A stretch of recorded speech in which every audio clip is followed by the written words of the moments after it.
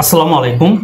ইসলামী ব্যাংকে যারা গ্রাহক রয়েছেন তাদের জন্য রয়েছে চমৎকার একটি সুখবর। এই সুখবরটি দিয়েছেন ইসলামী ব্যাংকের যিনি বর্তমান চেয়ারম্যান রয়েছেন তিনি। সম্প্রতি বাংলাদেশ ব্যাংকে অনুষ্ঠিত একটি সংবাদ সম্মেলনে এ তথ্য জানিয়েছেন ইসলামী ব্যাংকের বর্তমান চেয়ারম্যান এবং একই সাথে বাংলাদেশ ব্যাংকের যিনি গভর্নর রয়েছেন তিনি।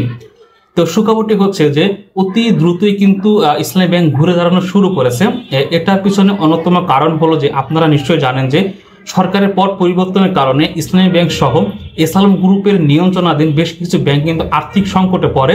তো তার ফলস্বরূপ কিন্তু ইসলামী ব্যাংকে কিন্তু এই সমস্যার সম্মুখীন হয়। তো যার ফলে সরকারের পট পরিবর্তনের কারণে ইসলামী ব্যাংক সহ অন্যান্য ব্যাংকের কিন্তু যে পরিচালনা পর্ষদ ছিল সেটি কিন্তু পরিবর্তন করা হয় এবং একই সাথে কিন্তু এটি সরকারের কিন্তু নজরে নিয়ে আসা হয়। তো যার ফলে কিন্তু ইসলামী ব্যাংক এখন আগের থেকে অনেকটা ভালোর দিকে এগিয়ে যাচ্ছে। এবং এটার মধ্যে আরো কারণ হলো যে আপনারা নিশ্চয়ই জানেন যে বাংলাদেশে এখনো সর্বোচ্চ রেমিটেন্স বা প্রবাসী আয় আসে ইসলামী ব্যাংকে। কারণ হলো এখনো বাংলাদেশের মানুষের ইসলামী ব্যাংকের প্রতি রয়েছে অগাধ বিশ্বাস, ভালোবাসা এবং আস্থা, যার ফলে কিন্তু এখনো বাংলাদেশ সর্বোচ্চ রেমিটেন্স সংগ্রহ করে থাকে ইসলামী ব্যাংক। এটিও কিন্তু ইসলামী ব্যাংকে ঘুরে দাঁড়ানোর পিছনে অন্যতম একটি প্রধান কারণ।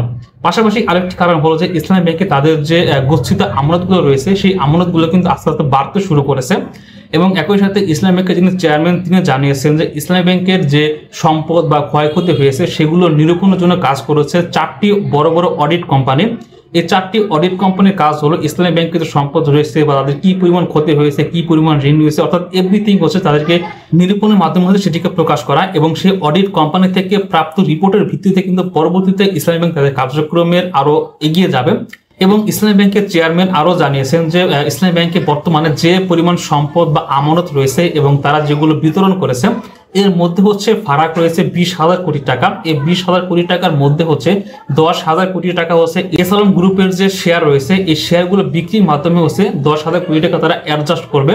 এবং এই যে অডিট কোম্পানি রয়েছে সেই অডিট কোম্পানির রিপোর্টের ভিত্তিতে এবং বাংলাদেশ ব্যাংকের যে অনুমতির ভিত্তিতে হচ্ছে ইসলামী ব্যাংক এসালাম গ্রুপের এই শেয়ার বিক্রির উদ্যোগগুলো গ্রহণ করবে এবং এই শেয়ারগুলো বিক্রি করবে। এই শেয়ারগুলো বিক্রির ফলে হচ্ছে ওই যে 20,000 কোটি টাকা ছিল সেখান থেকে হচ্ছে 10,000 কোটি টাকা হচ্ছে এটি ফিল আপ হয়েছে এবং এটি হচ্ছে ক্ষতিপূরণ হয়ে যাবে।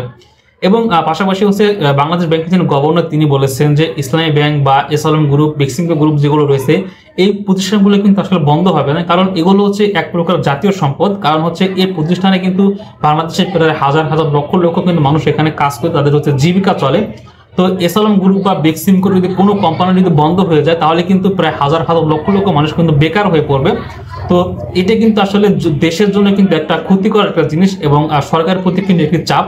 তো মূলত যাতে এই কাজগুলো না হয় এবং এই মানুষগুলো যাতে বেকার হয়ে না পড়ে এজন্য কিন্তু আসলে এই যে বেক্সিমকো বা এসালাম গ্রুপ রয়েছে এগুলো কিন্তু যে প্রতিষ্ঠানগুলো রয়েছে সেগুলো কিন্তু চলমান থাকবে এবং এগুলো আগে যেভাবে পরিচালিত হতো বর্তমানে কিন্তু এবং ভবিষ্যতে সেভাবে কিন্তু পরিচালিত হবে। বাংলাদেশ ব্যাংকের গভর্নর হচ্ছে এই তথ্যগুলো জানিয়েছেন এবং ইসলামী ব্যাংকের চেয়ারম্যান জানিয়েছেন যে ইসলামী ব্যাংক আগের থেকে কিন্তু অনেকটা ঘুরে দাঁড়ানো শুরু করেছে।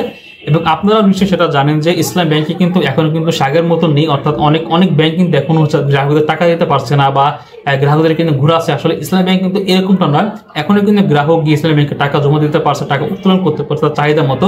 সবকিছু বিবেচনায় ইসলামী ব্যাংক কিন্তু এখন সে আগের মতো নাই, এখন কিন্তু এটি আস্তে আস্তে ঘুরে দাঁড়িয়েছে এবং আস্তে আস্তে এটি কিন্তু আবারও সেই গ্রাহকদের যে আস্থার বিশ্বাস ভালোবাসা রয়েছে সেখানে কিন্তু এটি আবার পৌঁছে গিয়েছে।